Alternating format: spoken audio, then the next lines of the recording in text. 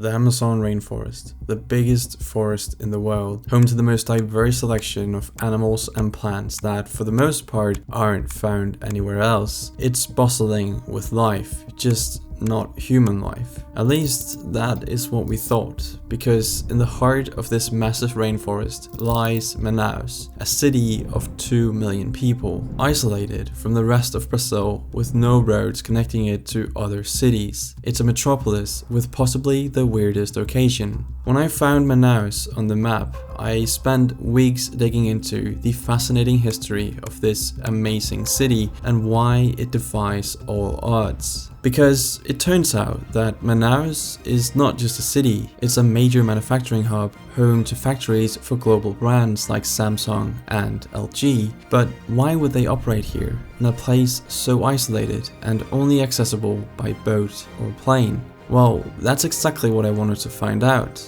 and the answer lies in its beginnings.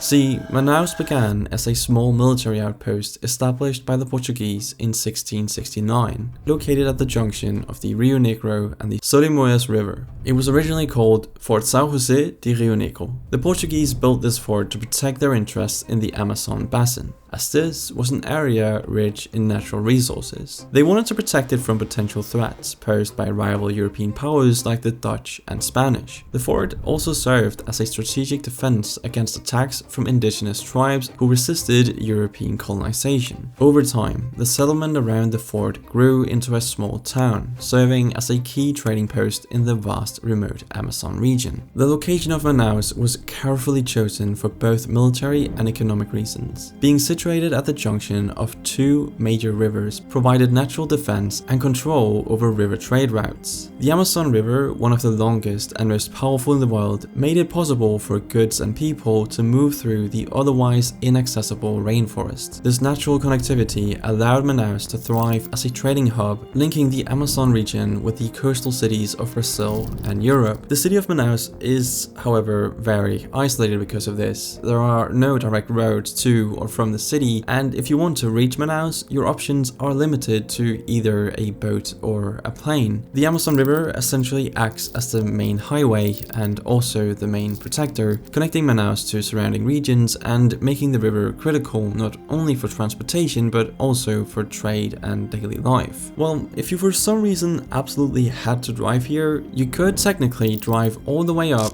to the Venezuelan border, then go through Colombia and Peru before finally making your way to the core of Brazil. But this begs the question, why don't they just build a bridge across the Amazon River? It's not 1669 anymore, and building a bridge should be pretty simple. I mean, building a bridge across the Amazon River is kind of like the most straightforward solution. At least it seems, but it's anything but simple. See, it might not be a good idea at all, because most of the region's goods and people move by river. So building a bridge wouldn't bring significant additional benefits, especially considering that Manaus is extremely isolated from major road networks, meaning a bridge would simply connect them to more rainforest and not more civilization. Even if a bridge connected the city to nearby areas, it would still be a long, expensive drive through sparsely populated regions to reach Brazil's larger cities. The cost of such a project would be enormous, and the return on investment is low, given the city's heavy reliance on river and air transport. But anyway, because of this isolation, the city remained a small town that flew under the radar for many years. But then, in the late 1800s, something major happened.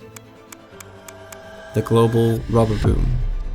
The Amazon was home to the Hevea brasiliensis, or the rubber tree, which was a highly valuable resource at the time, and kind of still is. Rubber, essential for industrial goods such as tires and machinery, was in high demand, especially in rapidly industrializing countries. Manaus' location in the heart of the rubber-producing region turned it into an industrial city almost overnight. The city's population and wealth surged as rubber barons, traders, and workers flocked to the city to capitalize on the lucrative trade. The population of Manaus grew from just 30,000 people in the 1870s to around 180,000 people by 1920. That's an absolutely insane amount of growth. And after the rubber boom burst in the early 1900s, Manaus faced economic hardship, as would be expected, and its population growth slowed significantly. The city went through a period of decline as rubber production moved to Southeast Asia, where rubber trees had been smuggled and grown more cheaply. Manaus lost most of its wealth and prominence, and its grand theaters, mansions, and ornate buildings started to fade. However, in the 1950s and 60s, the Brazilian government began looking for ways to revitalize Manaus and other isolated parts of the Amazon. In 1957, they created the Manaus Free Trade Zone, designed to attract new industries with tax incentives and exemptions. This policy change brought a wave of companies to Manaus, particularly electronics and manufacturing firms, aiming to take advantage of these financial benefits. Therefore, throughout the 1970s and 80s, Manaus transformed from a quiet, economically struggling town into a bustling industrial hub. Factories sprang up, creating thousands of jobs, and the city's population surged again as people from across Brazil moved there for work opportunities. By the late 1980s, Manaus had over 1 million residents and was becoming one of Brazil's leading manufacturing centers, especially for electronics, motorcycles, and more recently, automotive and chemical industries. More recently, tourism has also been a growing part of Manaus' economy, with attractions like zoos, gardens, and a natural jungle park drawing visitors interested in the Amazon's biodiversity. But one of the city's most striking natural phenomena is the meeting of waters, where the Amazon River and the Rio Negro converge without mixing for almost 4 miles.